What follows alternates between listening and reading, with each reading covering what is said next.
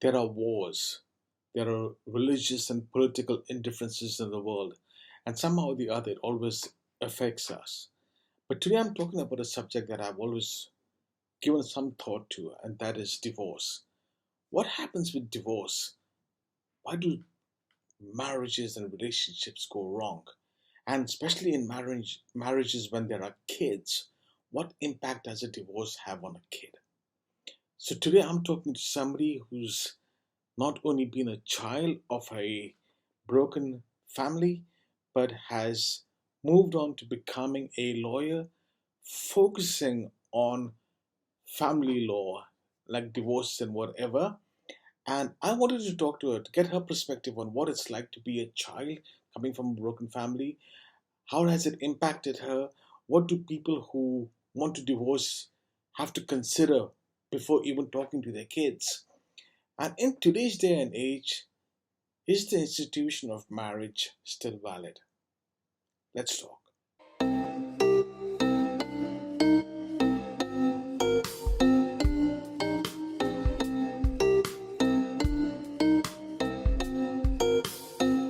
Hello, hello, hello, and welcome to my podcast, A Pint of Imbecile Wisdom. Um, Everyday people with everyday stories and hopefully great inspiration for the rest of us. So today I have with me a wonderful lady called Tamara, who is based out of Croatia. Uh, Interesting story, but I'm going to let her introduce herself in a minute. But what I wanted to talk about was that she is a lawyer.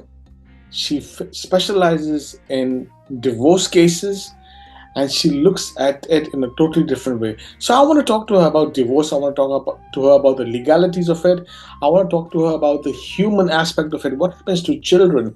And with all of that, is marriage an institution that still carries weight in society? Okay. So Tamara, welcome to my podcast. So nice of you to make time for me.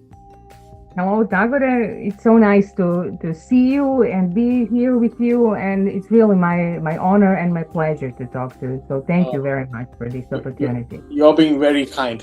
Okay, so Tamara, to start off with, why don't you tell my audience a little bit about yourself, a little bit of the background of yourself, and then we'll come to what you do in terms of Mhm. your profession. Okay. My name is Tamara Dolgoš-Kos. I live in Zagreb, main capital of Croatia. I'm a lawyer and a mediator in family matters. I work in criminal and civil law, but family law somehow found me, not vice versa, because of my background and my childhood history. Um, I was maybe I should say a few words about it. So Yes, we could please. Yeah. well, my parents divorced when I was 7 years old. And until my 18th birthday, they married and divorced several times. There were multiple divorces were usual in our family. And my father had three marriages. My mother had three marriages, and I had siblings from their marriages. They divorced afterwards, and every single marriage of theirs was some kind of extravaganza of love and hate, and all emotions in the range between those two emotions. So I witnessed and often been involved in many situations, many variations of life they create. And it was rather bittersweet, more painful experience for me. Uh, so, as a small child, you're actually very helpless. You cannot influence on their decisions. You're just participant without power of making the decisions of your own. So when I became a teenager, I became kind of rebellious. I wanted to know why. How come my parents, who are very, who were and still are smart and very capable people, they couldn't handle their private life in a normal way. And by that, when I say normal way, I don't mean stay in marriage that doesn't function, but why can't you dissolve or resolve your life issues and problems in a normal way, without conflict, without ongoing drama? And they almost acted like suffering and conflict are inevitable, which I just couldn't accept. And then I left my hometown. I was from northern part of Croatia and went to Zagreb to study law. And when I became a lawyer, and I knew I'm going to be a lawyer from my fifth grade, it was my life dream. I refused to do family matters, family cases. I just didn't want to have anything to do with family law. I was, up to my throat with my family issues. And I thought I don't have enough energy for family problems of other people. I worked with my former colleague mostly on civil or trade law, and at one point, a lot of our clients started to divorce. And it was almost like epidemic. It was, on the edge of being funny when the 15th client came, I'm going to divorce, and we represented them in other legal matters. And we decided to help them, not to being involved in family cases, but trying to help them in a way they make compromise and resolve their problems practically in our office, instead of pushing them in very long and very expensive litigation. So we managed, out of 27 out of 30 cases, we managed to resolve through mediation.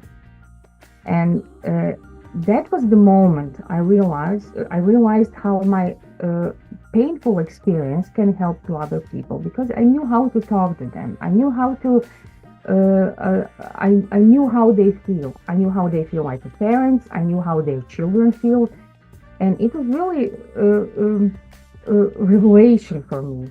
I didn't know that about myself, but that was the moment I found a purpose for my experience, how to help other people. Mediation was also discovery for me, because I instantly moved my focus from only being a lawyer to something that is, I wouldn't say more meaningful. We'll need lawyers, but especially in family matters, mediation is a tool that can help people to remain a family, to keep them away from further conflict, to transform their life in another way, in another good way. So that was the beginning of me being involved in mediation in family matters. So I took a training. I became a formal mediator on the list of registered mediator of the Republic of Croatia, and I really enjoy doing this. It's very painful for me as a mediator, because it's never easy. You have to hear all those painful stories and be in your no matter, you have to be objective and kind of distant, because you can't help them if you cry along with them. But I was there.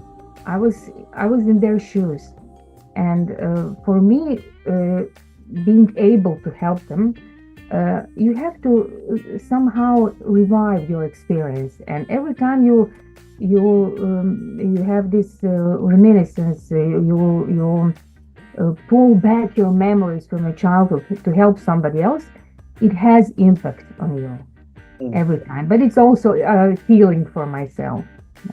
Yeah. You know what, Tamara? Forget all the other questions that I had planned to ask you, and I did have. But just listening to you talk for this past few minutes about your experience, I can now relate to why you're so passionate about family law, why you've moved your focus, you went solo, and you're focusing on family law, and you're focusing on alternative litigations on trying to fix these things. Okay, so Billy, I can now relate to as to why you're doing it, because it obviously stems from your own personal experiences and whatever. So I'm going to make this podcast about just you and you as a person, not as a Okay. lawyer. Okay, because I just want to shift this now. So you were very young when your parents divorced. Okay, Yeah. uh, the first time you heard that your parents wanted to divorce, did it come as a shock to you, or were there signs that you had already seen as a youngster? Well, it's a very interesting question because they didn't tell me, and that's the problem.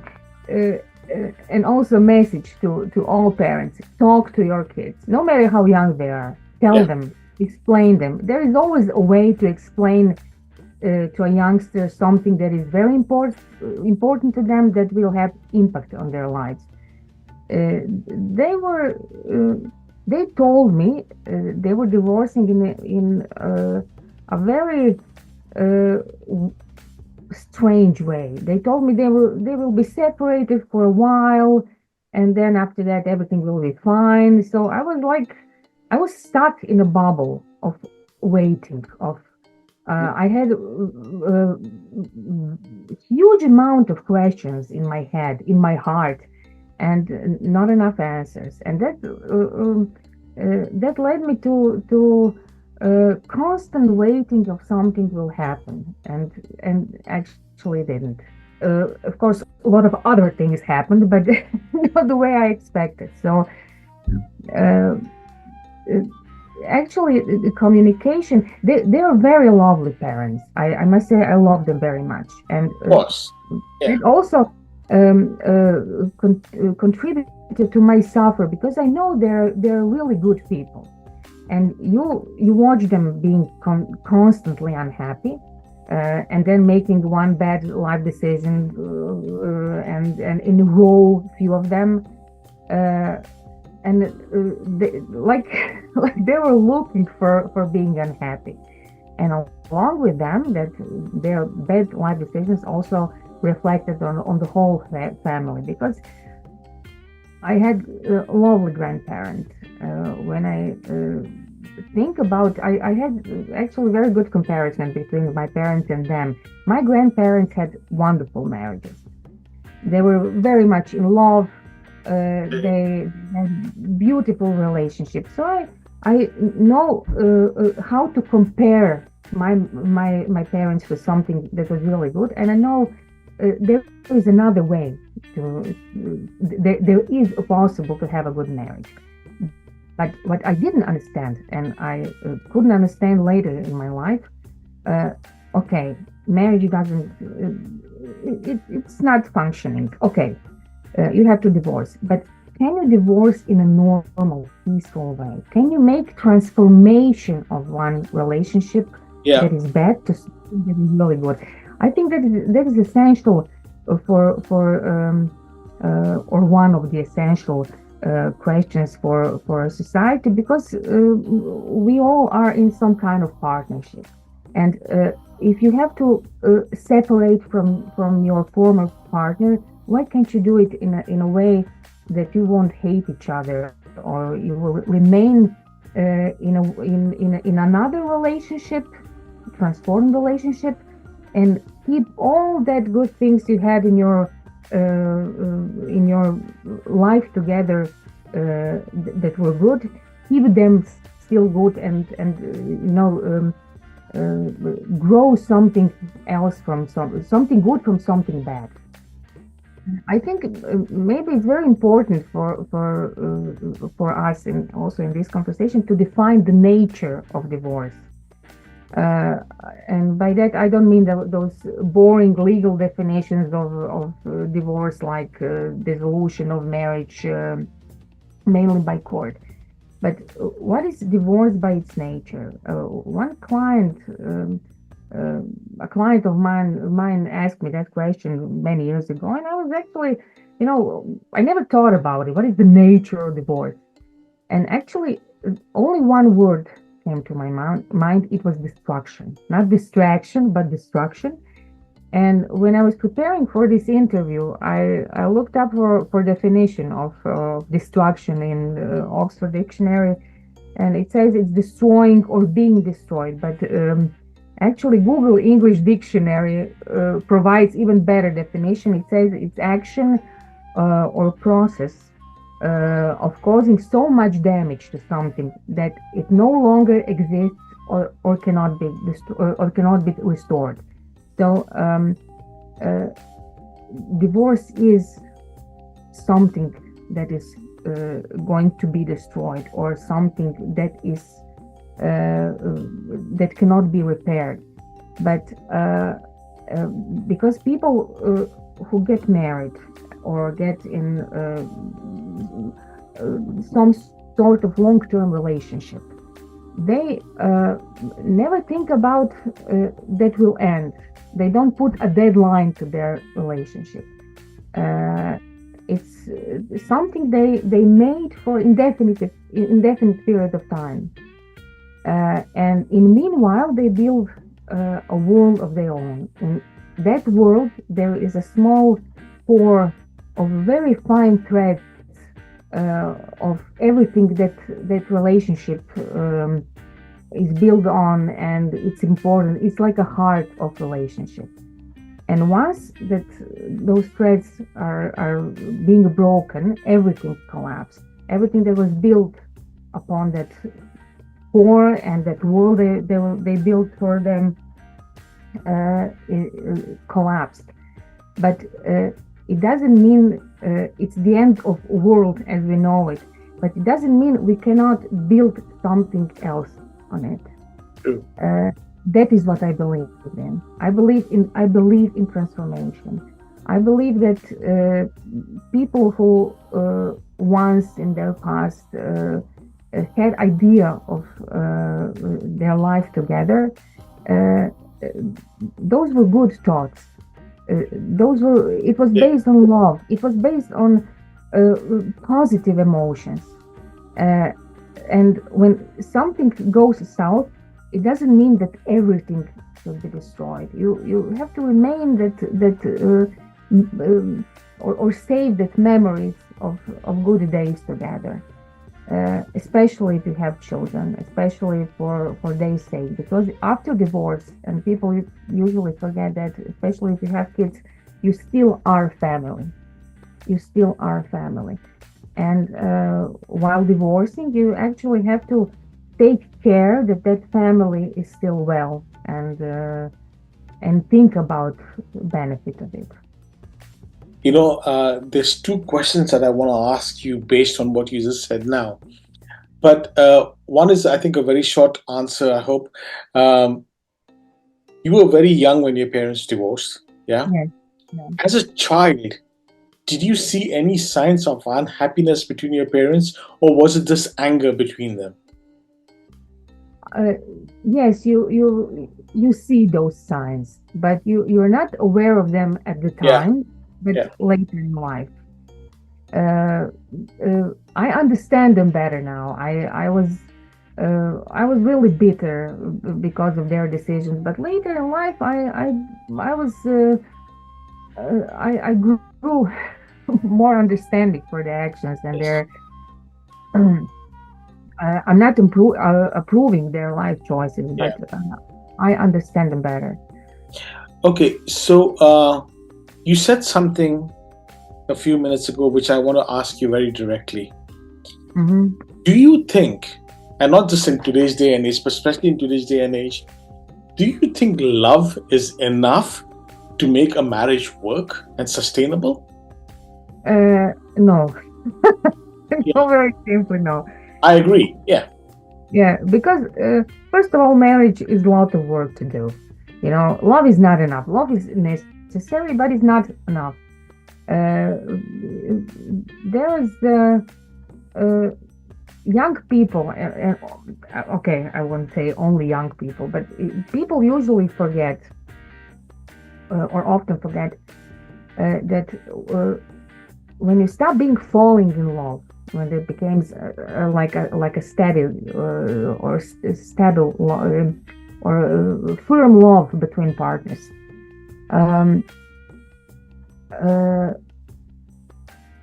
you have to work on compromises. You have to work on dealing with part of your partners you don't like and you will never like. You know, Yeah. uh, you have to be ready to accept your spouse, your partner, in his worst, and still can handle this relationship.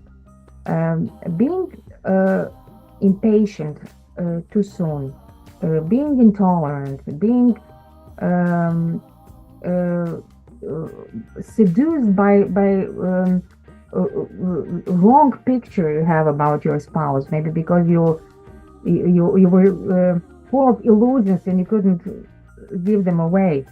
Uh, Actually, can cause conflict that cannot be resolved future in your marriage. So I think people should be ready to make compromises all the time, every day, every single day, and think about it's for a good cause. Uh, it doesn't have to work for every couple, but it takes a lot of work, a lot of patience, a lot of understanding, a lot of caring, self-control, uh, self-criticism also, because uh, actually it takes a lot of sacrifice when I talk about it. Marriage takes a lot of sacrifice. Yeah. So the reason Do why you agree, Tagore? Do you agree with me? no, I absolutely agree with you, and I'll tell you why. I mean, this podcast is about you, but I'll take a minute to tell you why. Because I fell in love with my wife uh, when we were young, foolish youth, so to speak. We come from two different backgrounds. We, in fact, come from two different religions, and we Mm-hmm. came from two different countries who hate each other. Okay, and despite all of that, I think my wife led the way to influence me to let me know we could make this work.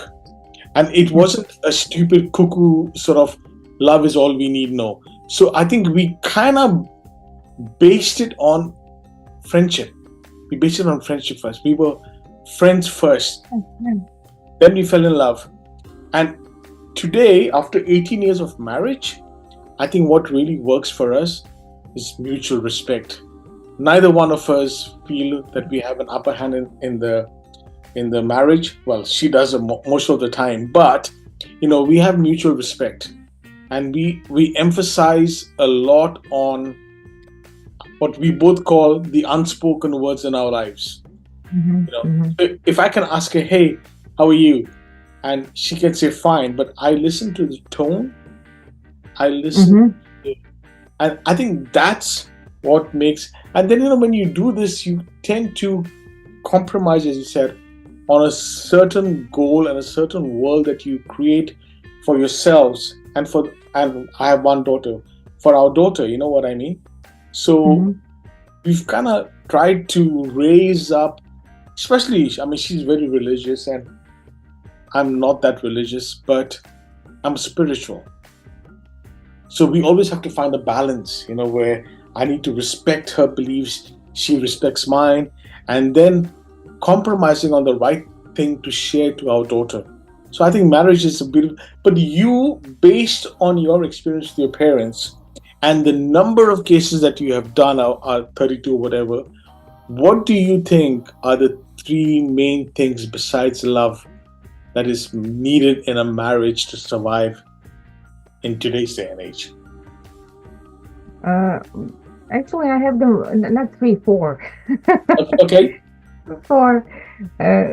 Besides love, it has to be understanding, respect, and mutual sense of humor. Uh, Yes. I know from my personal experience, it's very important that in relationship, humor is, in my case, humor is really important. If you can laugh together to something, you will be able to resolve some issues between you easier. Okay. And it doesn't have to be a rule for everybody, but it works in my case. Um, uh, Not only in, I believe that people forget to laugh. And laugh is, I wouldn't say the best medicine. It's such a cliche. But Hmm. sometimes it helps not to take everything so seriously. You Yeah. know, it's not everything. It doesn't everything has to be some issue in marriage. It doesn't every single thing have to be a reason for an argument. So sometimes, if you share the same sense of humor, one side or the other side can, make a comedy break and make things easier. So, um, That's good, actually. I liked it. That humor. Yeah, I forgot to mention that, but yes, humor is very important. But tell me now, Tamara. I can see that you changed this negative in your life as a child who was seeing her parents divorce, and you turned it into a positive, and not into a positive. You actually turned it into an empathetic reaction towards helping people. Yeah.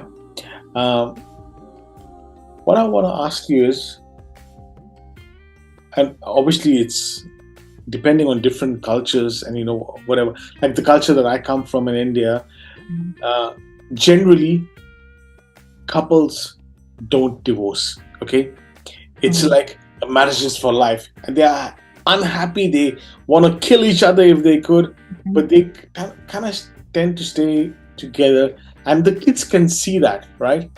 And I mhm. always ask this question: should they really belong together? Yes or no? For simple reason. But what happens to children, in your professional opinion?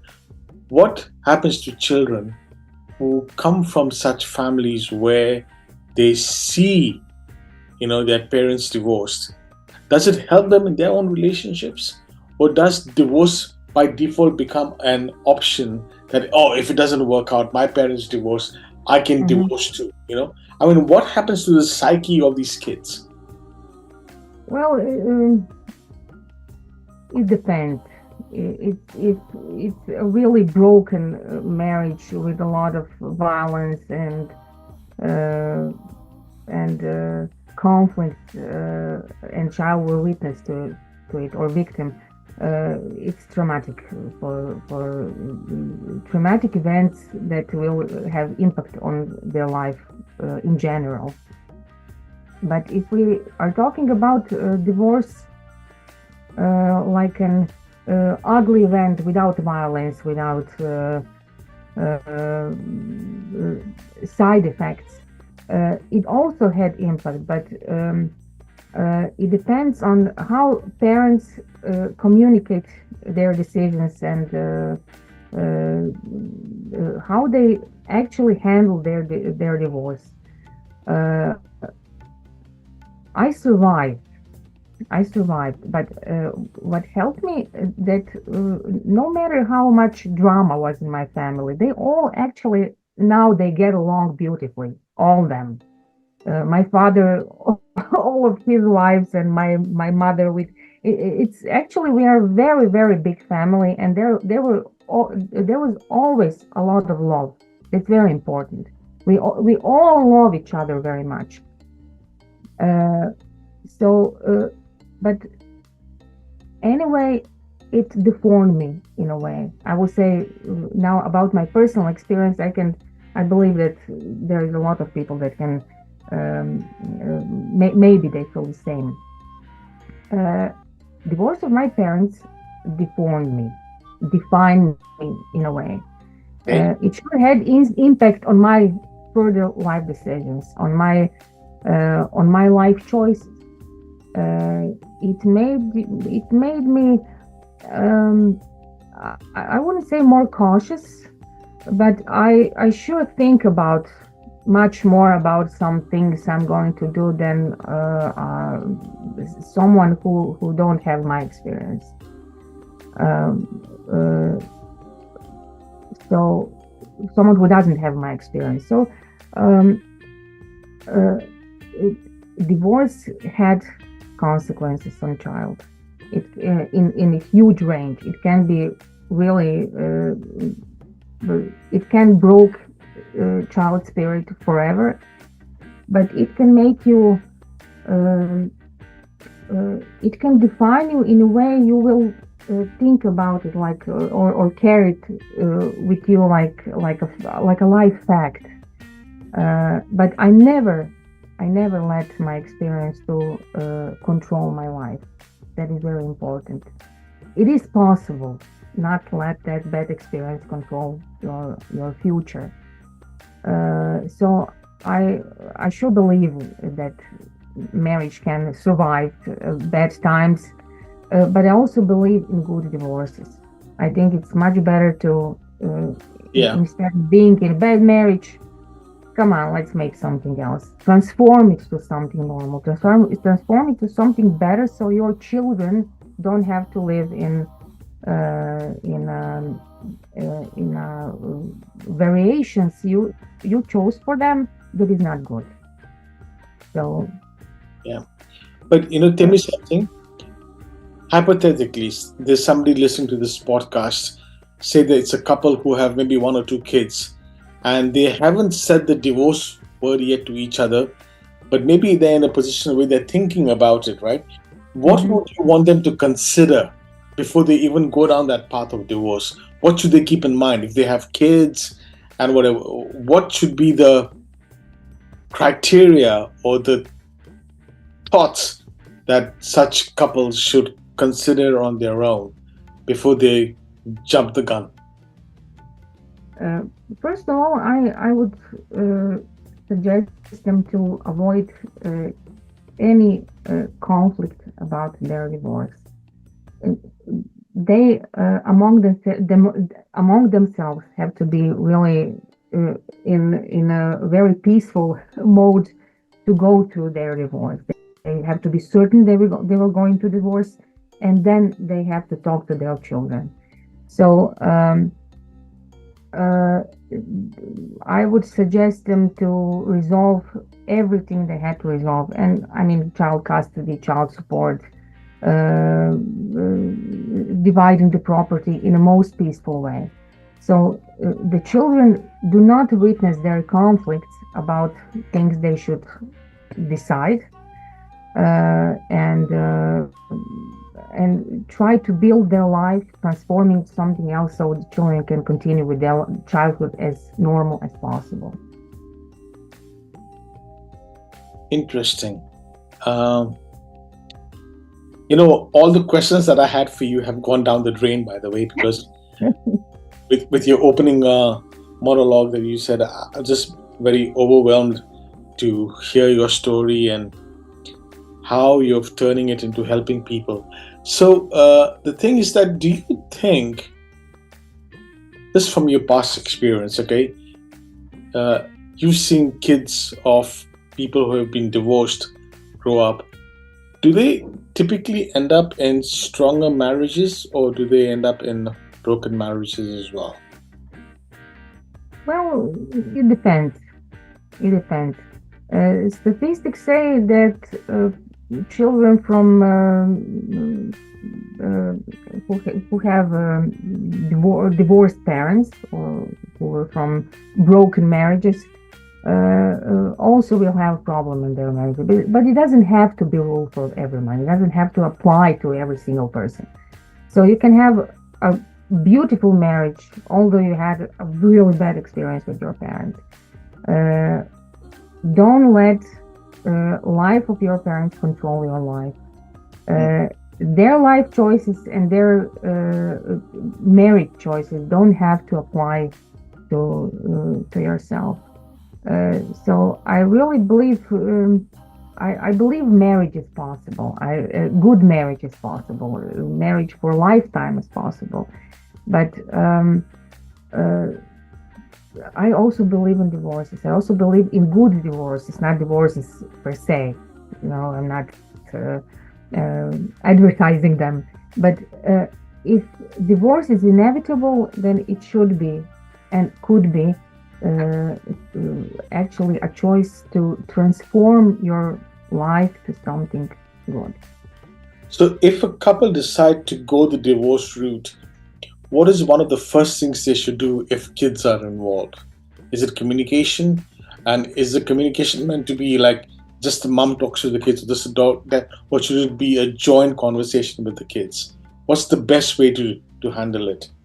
Well, I'm not going to explain the formal parts of it, but just I think they should talk to their kids. Of course, if they are in age, they can understand and comprehend what the topic is. But they should talk with their kids. They should tell them what their decision is. Uh, Prepare them for all of the changes ahead of them. It's very important because it's always it mostly is a shock, especially if children didn't um, notice signs Yeah. of their broken marriage, that something is wrong, and they lived in some bubble of illusion that everything is just fine. Uh, and bam, parents come and say we are going to divorce. It can be a really big shock for them. So you have to choose time, place, and the way and the words how to tell them and explain them something. Um, of course, if children don't handle the news well, you have to help them. Yeah, of course.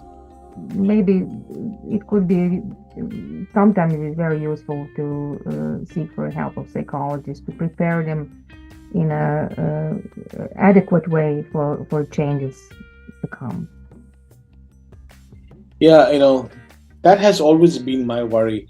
And I'm not advocating to or against divorces, but I think that if a couple cannot stand each other and it's a horrible marriage, it's any unison, right? Then you need to work out for the betterment of each one of those people involved. But I also empathize that when there are kids involved, my priority always changes to the kids. You know what I mean? I don't care about the couple. It's always about the welfare of the kids emotionally and psychologically. So that's one thing. But I want to ask you a question. I know I'm going to get trolled for this. How does religion play a part in divorces? Does it add to the fuel or does it help, in your opinion? Uh, well, that is a tricky question, actually. Yeah. I think I don't know how to answer to that actually without get into the trouble. I believe it doesn't help. Yeah. When it comes to divorces, help maybe helps in a way that you don't get from marriage too easily. It has something with what you just said a minute ago. You have to think about for your child's benefit. Am I bored? If I'm bored in marriage, of course, it's not a good reason to get divorced. But I'm afraid that religious aspects force us sometimes to stay in really, really bad relationships. I don't know. I didn't think about that much. I have problem with some issues with some couples who are from different religion, or couples who one is atheist, and for instance, I had a couple a few months ago. He was atheist and she was really, really religious, and they didn't get along about how to brought up how bring up their daughter in religious way or not, and they were about to get divorced because of it. So you know, it was really a big problem. Religious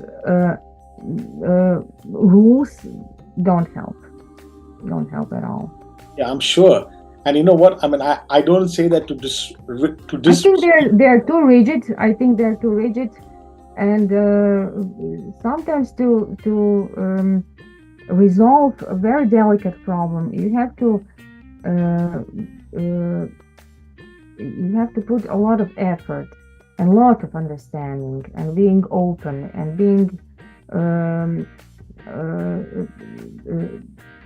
very wide-minded for this huge range of problems between two people. Yeah. It cannot be resolved by um, few simple rules without range with them. I don't know, Okay. did I explain it well? So Okay. Another question I wanted to ask you again, when it comes to marriages and divorces, have you, in your wide experience, seen what have you seen about cross-cultural relationships and marriages? Do you think they tend to work or they tend to be more complicated? Because you it can know, be it can interesting be is quite funny. they can work. They can work. Yeah. And my experience with this this kind of marriages, they're sometimes more successful than marriages between people of the same religion or even the same political background or something. But cross-cultural relationship can be very interesting and very, very strong. Yeah. I have several of them in my family, and they're all, beautiful. So uh, I have very good experience with with this kind of marriages. So good chances that we'll succeed and stay forever together. So Yeah. Now you have seen divorces from, okay, I'm so sorry.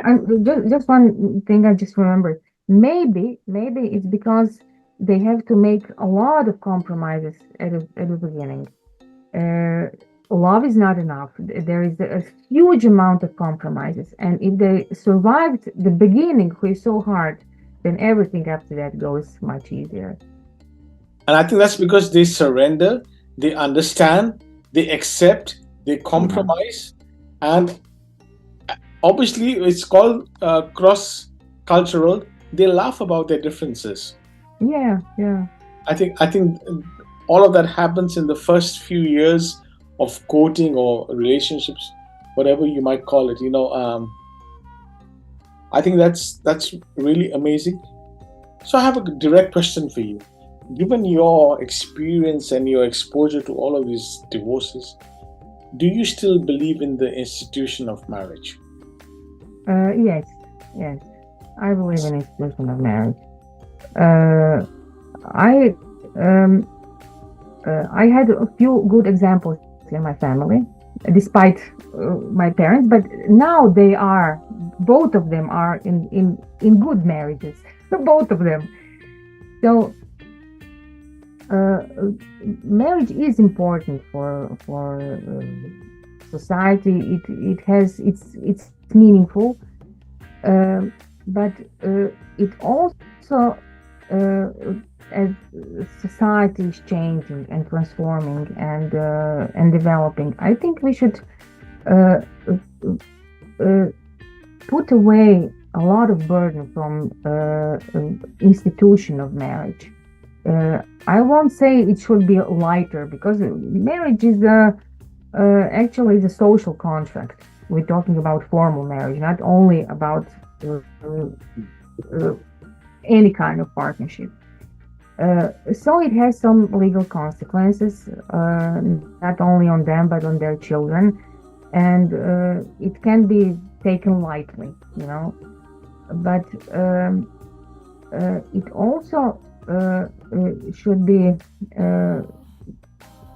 free from expectation of society, burden from religious aspects, from political aspects.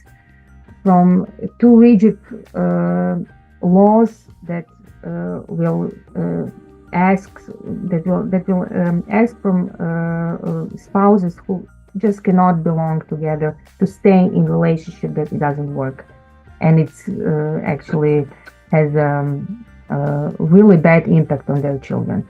So I think institution of marriage can handle a little bit more transformation to be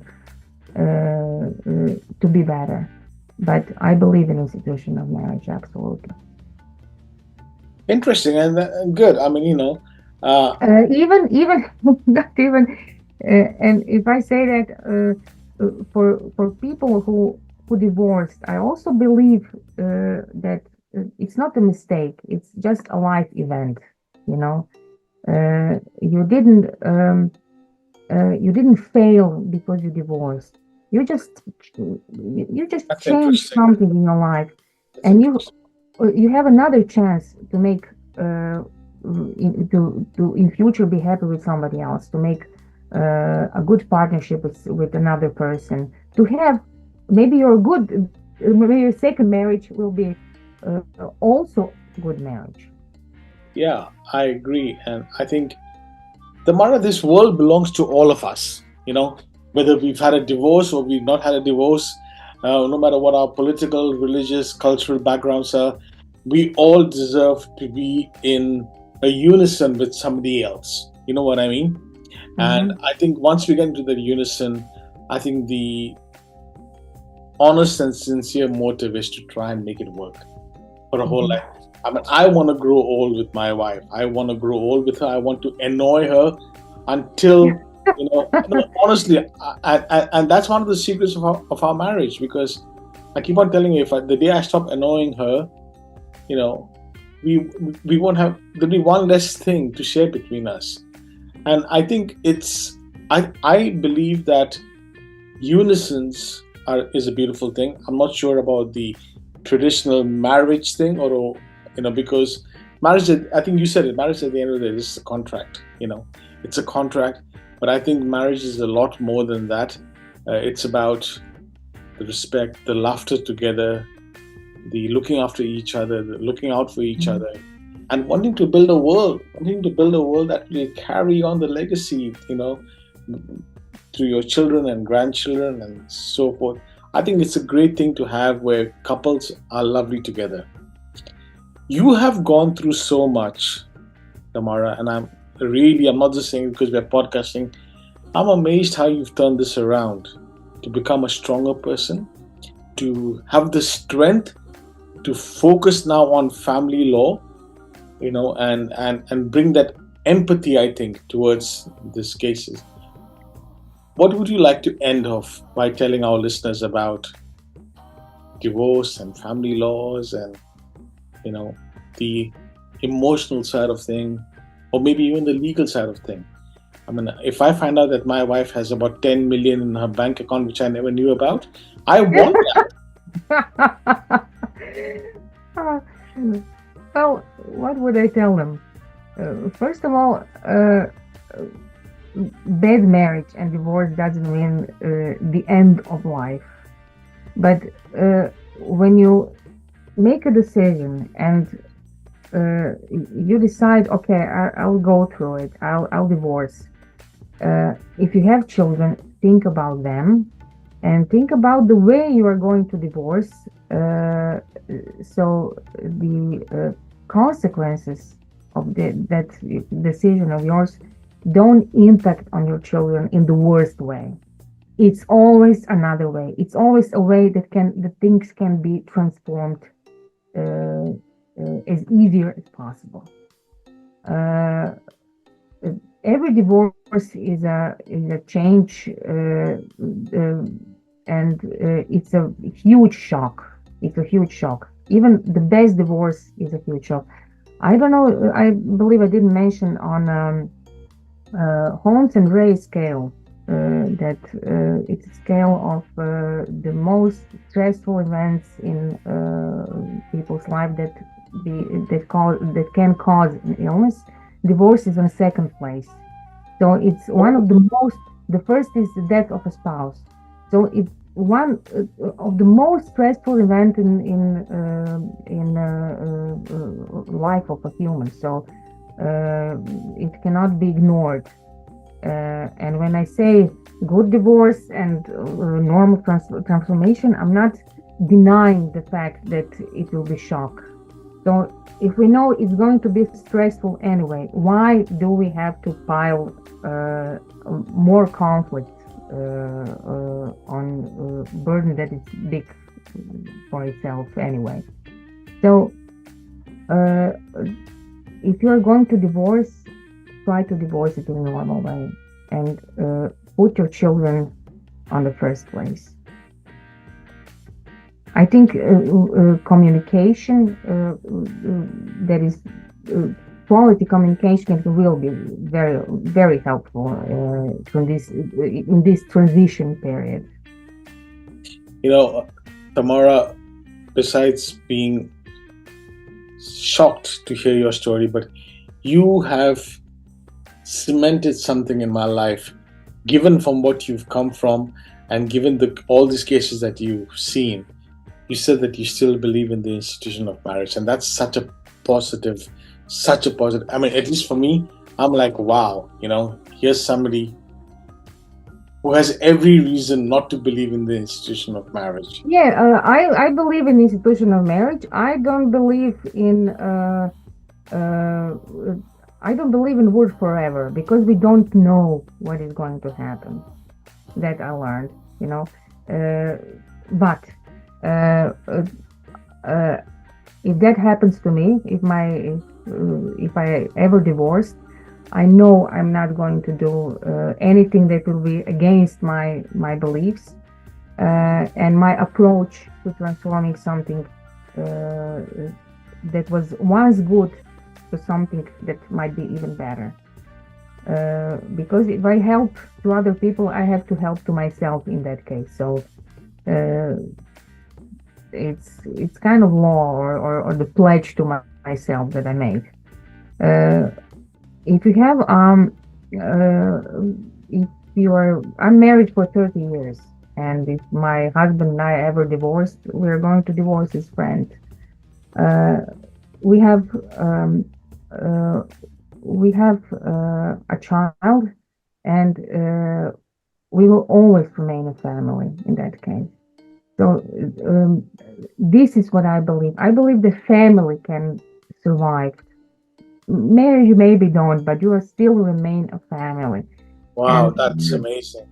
That's really amazing what you just said there. Yeah, a family remains a family regardless of a divorce or not. That's so powerful. Because you will be connected forever. This bond between